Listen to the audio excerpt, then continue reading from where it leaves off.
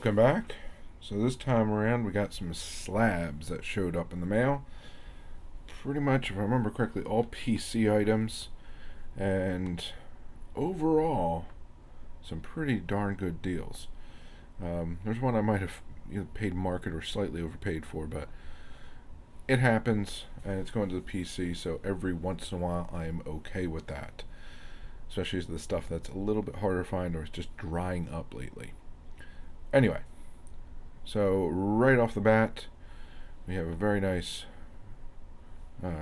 Morris Arnovich in a 2.5. And what I liked with this is the centering is a 9.5 on this particular card. So for I think $10-15, I was okay with picking this up, even though it is only a 2.5. That same seller had another Arnovich. I actually made offers on both of these. To my surprise, he accepted both. This one is also centering a 9.5, and the corners are really what beat up both of these grades, which, as you can see, is not a surprise. But this one is a 3.5, same price point. Trying to get a nice little run of Arnovich cards, and that was a good one. This one, same seller had for another $10. The Harry Danning I did not have in the PC yet, so I figured I'd pick that up. This one is a 3, and it's the surface that actually kicked this one, which is odd. Must be some significant surface wear, but it presents incredibly well. All three of these cards present very well, so paying the $10-15 a piece, I'm okay with that. Next up is another one of those players. Technically, is not part of my PC, but technically it is. Benny Koff was a center fielder for the Giants in the teens, 20s, and widely reported in many publications, many lists for decades that he was one of the Jewish ball players of that time. A fact that has been challenged and disproven in more recent years, but given the history of it and the price point of this card, I figured I'd pick it up and add it to the PC. This card, usually the listings I've been seeing have been $100+ for this card. For this type of edition, I wouldn't pay that, but when I end up winning an auction for I think $30-40, I'm okay with adding him to the PC as one of those more interesting type of the historical side of Jewish ball players, just the concept thereof. So Benny Koff, 1919-1921, W514, hand cut 3. Just a really, really nice card. Blank back, obviously, given hand cut. Finding these in a 3 overall is difficult. I think at the price point I got this, it's definitely a good buy, and definitely on the very, very low end of what things go for in that set. This is a little upgrade for me. 1952 Bowman, Al Rosen. Happened to find this in a 7, which is kind of crazy. Really like this card. The year before his MVP season, 52, he did have a very good season, and already, obviously, if you look at the back, already has the reputation as one of the most dangerous sluggers in the American League. So finding this in a 7 at a reasonable price point, I was happy to add this as an upgrade to the PC, and that'll be housed there for quite some time. The next card is one I was shocked to find at the price I did, because it's an alternative to his more famous Topps rookie. But for the grade, this was probably a 20th, if not less, of what his Topps rookie would go for. I have one of these, but not in this grade.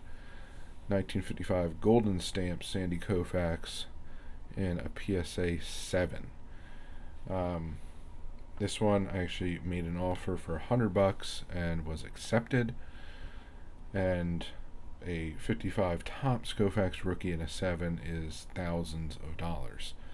So having a nice, rarer rookie edition to the Koufax PC for $100, I jumped on it basically all day long. And I might actually, the guy has a few more. I might try and go buy another one from him if I can get it. So, nice Koufax edition in a very high, what I would consider a high grade for 55. Very rare rookie card. His stamps are just horrendous. Usually get horrendous grades. So finding something at 7 is very difficult. Next up, won this at auction, and this is the one that either paid market or just above market. Greenberg cards have gotten exceedingly expensive overall. Every once in a while you can find a good deal on an auto or a card, but especially once you get into the 4s, 5s, 6s, and up, just prices have just absolutely jumped, to say the least. This is a very nice example, in my opinion. Good color. PSA 4. A solid card. Top edge is a little bit rough. The top right corner. Centering isn't perfect, but it's decent. There's border all the way around. Again, the colors are good. Back is clean and bright. And these are going to run, I mean, I've seen them going in the $400 to $500 range. That's where I ended up. That's what I ended up spending for this. So, pretty much at market. I really don't want to be that high, but that's what the market is right now on Greenberg cards. So, another 35 Diamond Stars added to the Greenberg collection. And then we come to this final item, which was an absolute shock when I won this. This is a 1962 Topps Bucks Sandy Koufax. This is in a PSA 4. These I've seen just, they're very hard to get and very hard to grade because it is thinner. They're an odd size. They get beat up a lot. I was shocked when the auction ended at $26. I have a raw one when I can send out, and even finding a raw example for under $30 is difficult, to say the least. Finding one that's already slabbed and in a decent grade of 4 is, I did not expect it, to say the least. So very happy to add this. I was missing one in a slab. I had a raw version. So adding this to the Koufax PC. So a couple nice Koufax additions to the collection in the rookie card and the Topps Bucks. Some obviously a Greenberg edition, a nice Al Rosen, Harry Danning. Let's shift these things down, try and get everything on camera if possible. And a couple of Maury Arnovich cards. And then we have the Koff, which we'll leave off to the side a little bit because we have limited space here. But that's the kind of assortment of slabs I was able to pick up for the PC. Again, there's really only one card that was what I would consider a significant amount of money, and I'm sure a lot of you would too, and that's the Diamond Stars Greenberg. Everything else was $100 or a lot less. Everything else ranges from $10 here to $100 here, with some $15 cards, some 26, I think $30. This might have been 40, 40, somewhere in there. So there's some really nice additions. Not really, most of these are not going to break a budget, but like I said, the market is a little crazy right now. and it continues to go up, it seems, almost every day, especially on some modern players. Vintage is just slow and steady, creeping up more and more and more.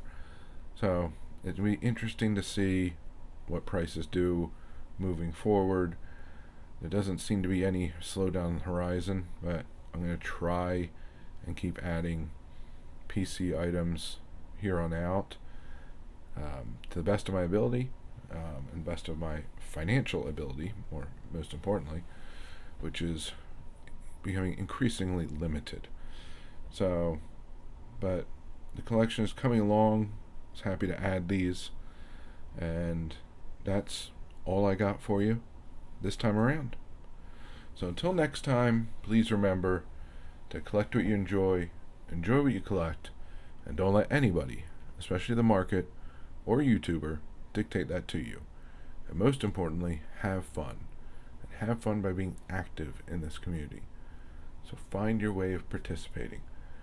Whether it's making videos, watching and commenting, going to live streams, group chats, going to your LCS or local card show, or simply talking about the hobby with family and friends. The more you put into it, the more you'll get out of it. The more you'll learn, the more your PC will grow, the more people you'll meet, and the more fantastic friendships you'll form. So I thank you very much for joining me. Hope to see you again. Have a good one, and bye for now.